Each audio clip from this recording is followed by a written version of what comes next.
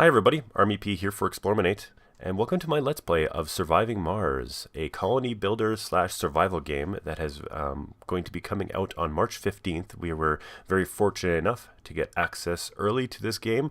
I've played it for about 15 hours, give or take, at this point, maybe a little bit more, and I'm telling you right now, I've had an absolute blast with this incredibly fun and polished product.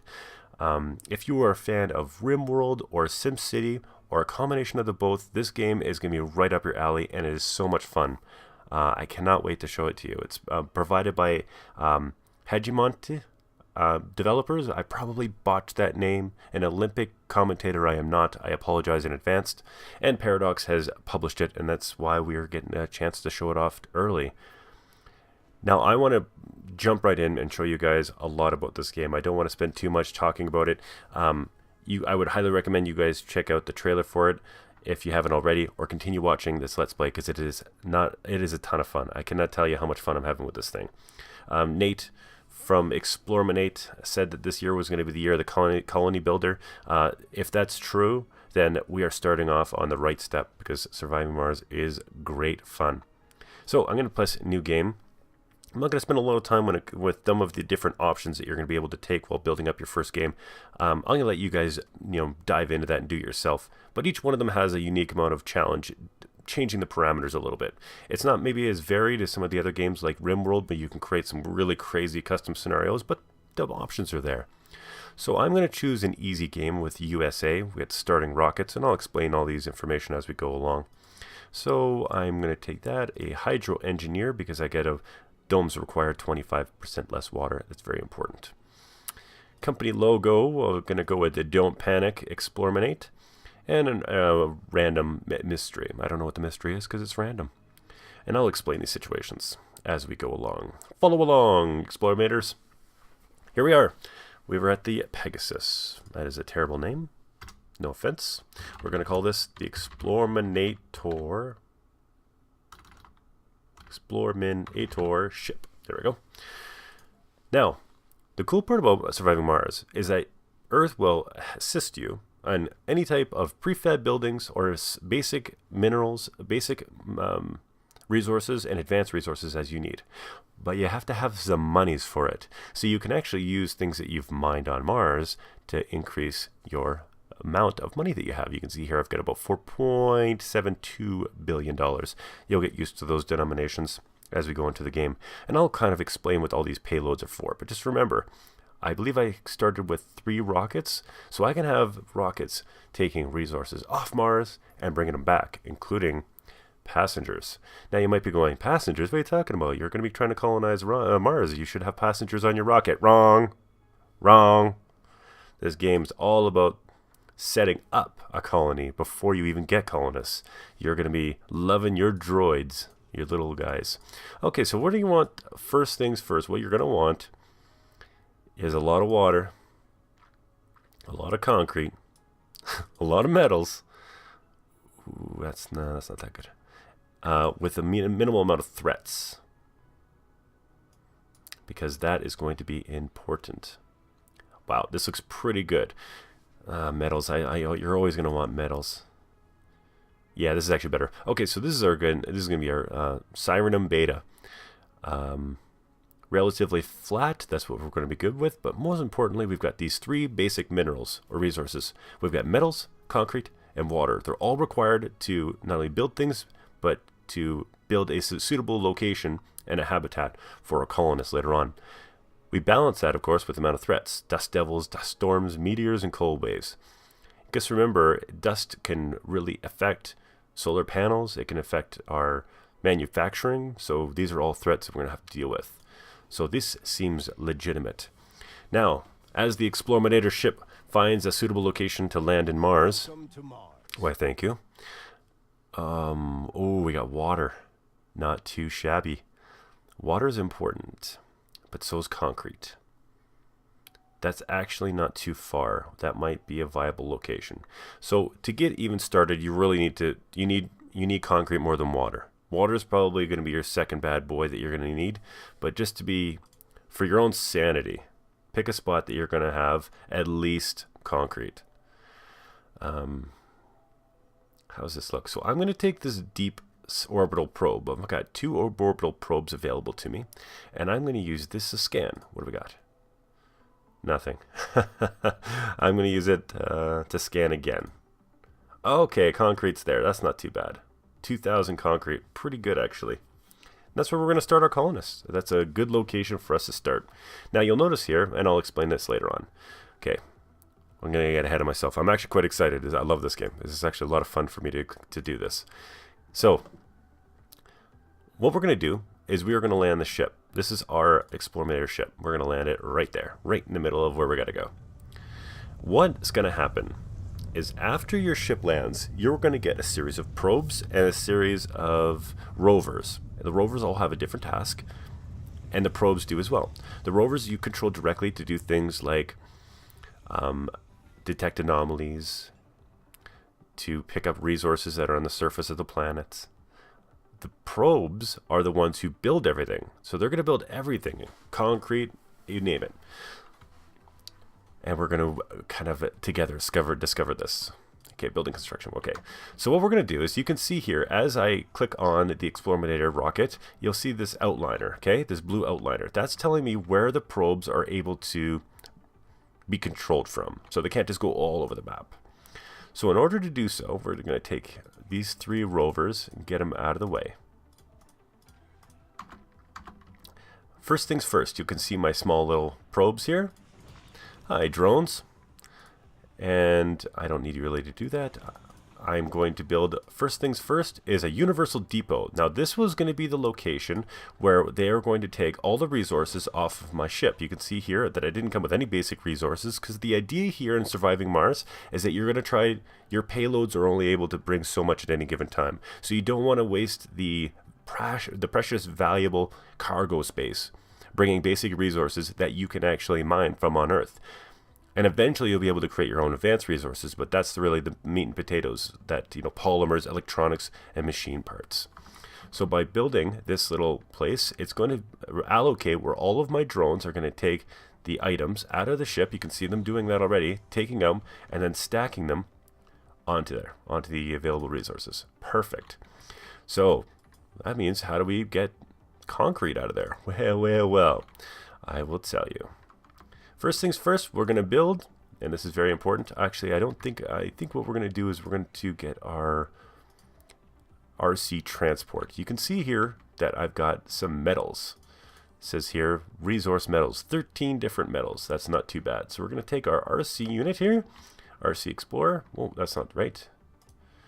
I'm going to take, my RC transport and get him working on extracting that metal. Then I'm going to go down in my storage units, place a location for him to put metals down, and then I have to manually do that, but the probes will take from there. I just had to do it manually when it comes to extracting it. And now we're going to build our first power generation. Now, if I'm looking at here, where would be a good place to probably put my very first dome would probably be right about here. Think about that in a second here. Before we get too ahead of ourselves when we start building things, we're going to have to go to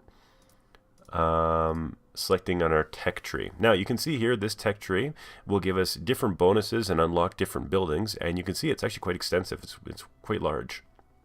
I've yet to get to the very end of this tech tree in any one of my games. Gives you an indication of where we're at. So every time that you go to this tech tree, depending on the game, it's not the same. It's randomized. Sometimes certain things will be in different locations, or you can have brand new technologies that you wouldn't be able to have in different games. And it's actually kind of makes it fun and refreshing. It's not so standardized to know exactly what you're going to be getting every time when it comes to your tech tree. This is actually a really good initiative. There's lots of different ones that I can choose from, but I'm going to pick this one. It's a social one, and the social tree increases my beakers by 100 every day. So mine's at 300. So I've already gotten a 33% increase if I were able to do that right off the bat. Additionally, we also get through something called breakthroughs, and those are special super rare ones that you find through anomalies on the surface of Mars that can really change your game. Alrighty, so now that those are done, I think I'm going to build my dome right about here, which means that I probably should be building my very first power generation. So the power generation I'm going to use it's going to be 2 solar plants, and that will power in our production, a concrete builder. Okay, right there. So I automatically put those 2 down, and as soon as I get metals here, we're going to go unload to the metal location. My extractor is going to go down, unload the metals. You can see here, dun, dun, dun, dun, dun, automation king. And my probes will automatically start building these units. Meanwhile, I'm going to tell you to go pick up some more goodies. And I'm just going to connect these 2 by a key. I'll wait for a second. Now, there's 2 more different rovers that you get. One is a rover, basically has his own drones. So he's got 4 of 8 drones, so he can move around. And you got to remember, this blue reticule that you can see here moving around is the only area that the probes can work, because it gives you an opportunity to not only supplement what the rocket has for its own probes, but if you want to build something off of that grid, this is a great little tool to have. And the very last one is the RC Explorer. And the RC Explorer is there specifically to discover anomalies. So you can see here I got my very first solar panel, which is good. It does an hourly rate during the sunrise of 5 power. So we're going to take a power cable, connect these 2 bad boys together, and then I'm going to go and connect my future concrete extractor. How much metal do I have here? Am I running low? No, 16. We're good. The only shame so far is that we haven't found water. Playing this game without water, close water to your dome, can be very difficult to do. Okay, I'm going to need you to come back here, big man, because I think we ran out of metals to build our concrete extractor. And elsewhere. But I think we got left there, don't we? Oh yeah, we got 31. Oop, did you see that? If you lower left-hand side, it looks like we already had a meteor. But because we don't have any sensor locations out, it's not giving us the warning. Okay, go back and start resourcing, please. And you can see here, we're about to build our concrete extractor. And we built it. Of course, it has no power because it's nighttime now. So what we're going to do is I'm going to build a power accumulator. We're going to build it, I think, right here. And then we'll hook it up with power. And that way, our extractor should be able to be run in the nighttime. Now, you're thinking to yourself, okay, well, sweet, we've got this concrete deposit here. I've built my extractor. Why isn't it working? Well, obviously, it's because we haven't had any power because it's nighttime. And it'll extract concrete from the ground. Awesome, right? So we're going to take our storage units. We're going to take a concrete deposit. We're going to put that deposit probably right here, I think, actually. Let's actually go a little bit closer. And then we're going to do something really interesting. So this, you can see here, I'll just show you, why not? It's actually pretty cool. So you can see it here. It goes out and starts extracting minerals needed to create our first, our concrete deposits. Now you'll notice here, this says something called dumping site. It creates waste rock. So concrete extractors create waste. So you have to find a place for that waste to actually go. If you don't, it'll just start piling around the extractor itself and then create a giant mess and then stop and slow down production. Okay. Looks like we've got an accumulator. He's charging at 5. I want to say watts because I'm an electrician, so like 5 watts. It takes 5 for that, so we're kind of doing double the power. So as it stands right now, we're in pretty good shape.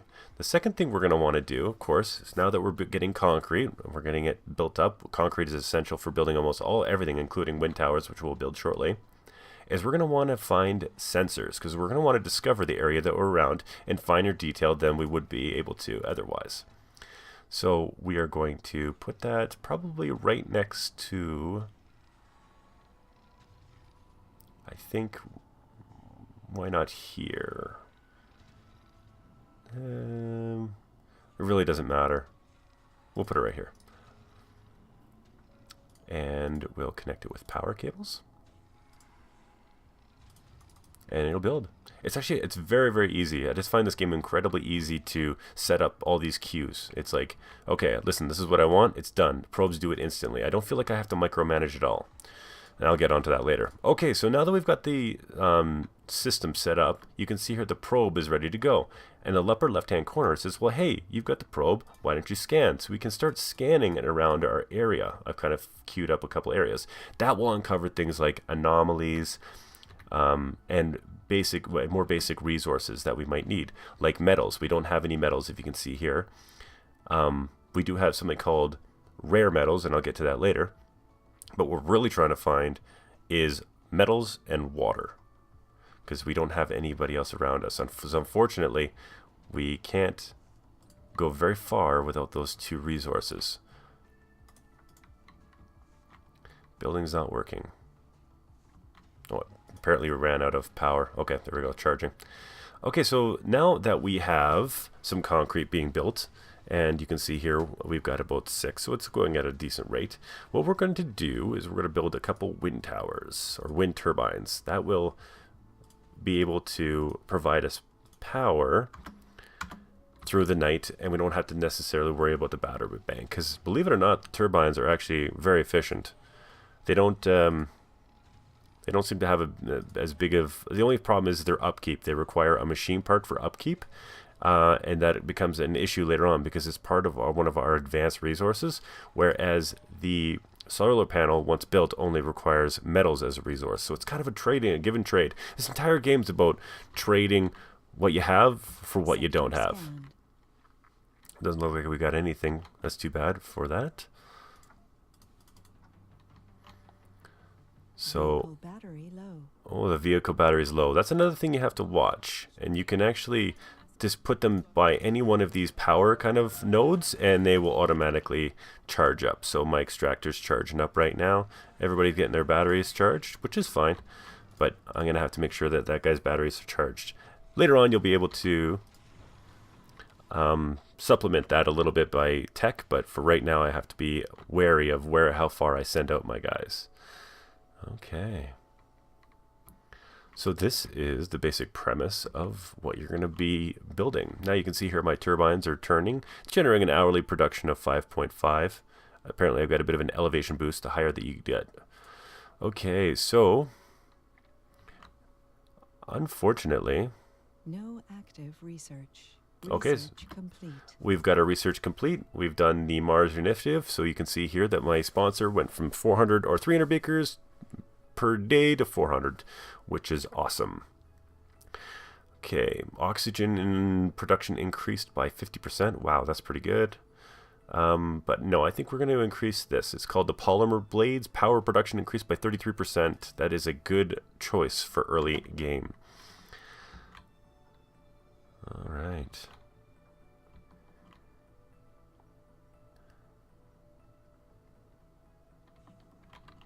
Where is... Do I have any place to... I can't actually carry any more metals. Where is that? This is... For an easy game, this is one thing that you're going to notice when you play this game is... it's no joke, man. It's not an easy game. Resource management is very tight. You have to kind of think 2 or 3 stages ahead. Now, I'm curious if there's water there.